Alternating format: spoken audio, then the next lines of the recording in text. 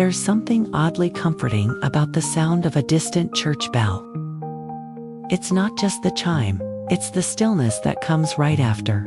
That soft pause in the air, like even the world is taking a breath. On Sunday mornings, in a quiet town with sleepy streets and coffee brewing behind closed doors, a single bell tolling through the cold air can feel like a whisper from another time. That's exactly where this story begins. Not in a church, but on a wooden bench outside one. Early autumn, leaves still stubbornly clinging to their branches, and a man named Walter sitting with a paper cup of tea going cold in his hands. Hello and welcome to Everyday Epiphany, where simple stories spark soulful insights. Sit back, enjoy the journey, and may it brighten your day.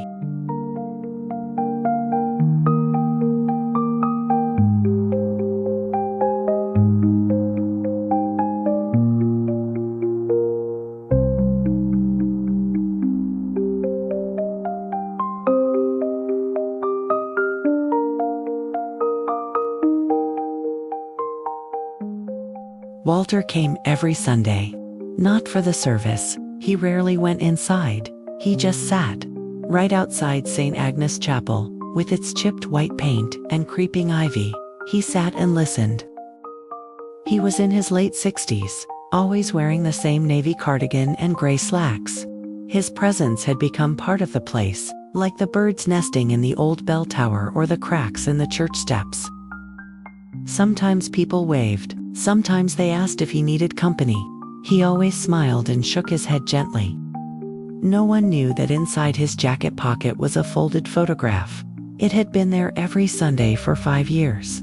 A picture of him and his son Michael, standing by a fishing dock, both grinning, Walter with a baseball cap, Michael with sunglasses too big for his face.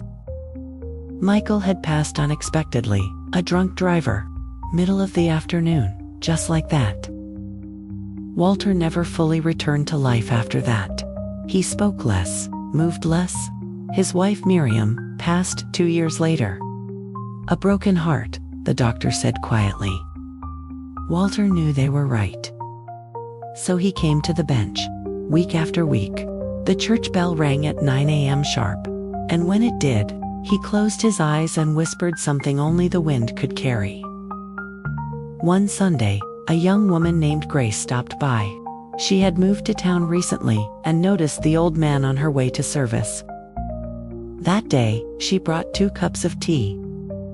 "Mind if I join you?" she asked. Walter looked up, startled. Then slowly, he nodded.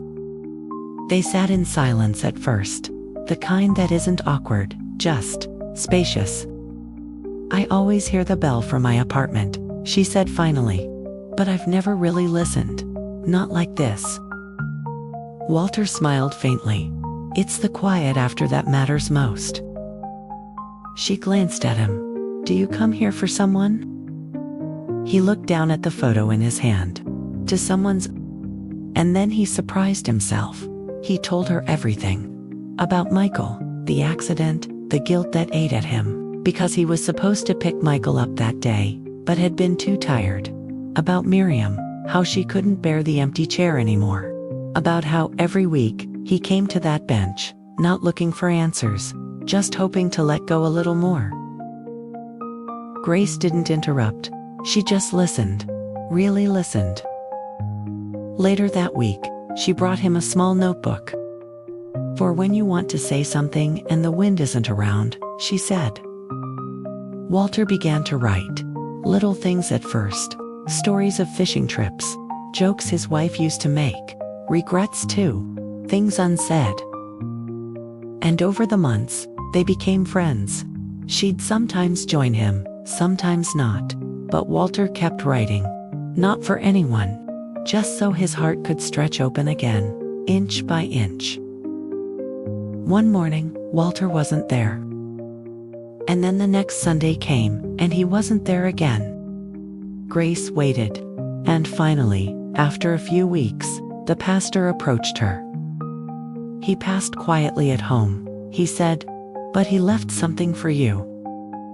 It was the notebook. On the last page, in shaky handwriting, was a single line. I think I finally heard the bell clearly this time.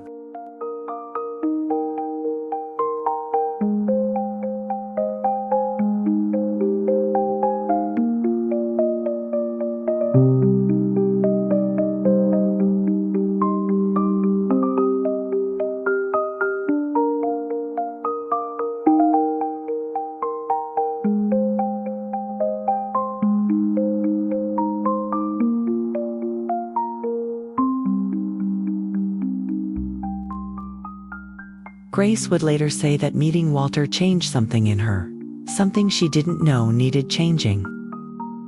She found herself reflecting often, especially on the notion of release, of carrying pain versus holding it gently enough to eventually set it down. One evening, curled up on her couch, she picked up When Things Fall Apart by Pema Chidran. A friend had recommended it months ago, but she'd never gotten around to reading it. There was a line that echoed in her chest.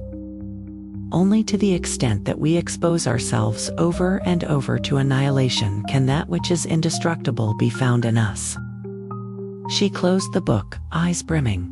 That was Walter, sitting on that bench, facing the ache again and again, until there was nothing left to fear in it, until the ache softened into love.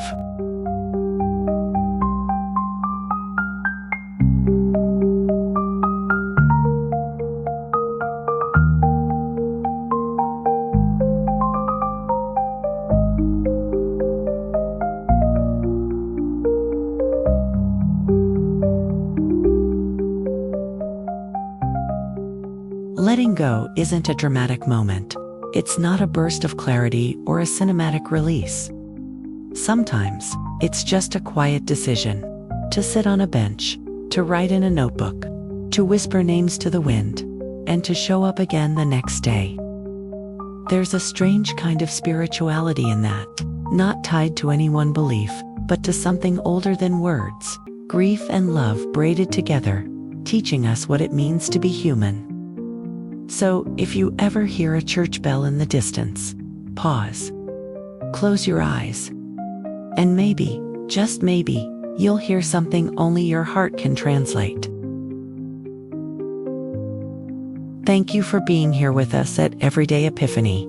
If today's story touched your heart or sparked a thought, subscribe and stay with us. Your next epiphany might just be one story away.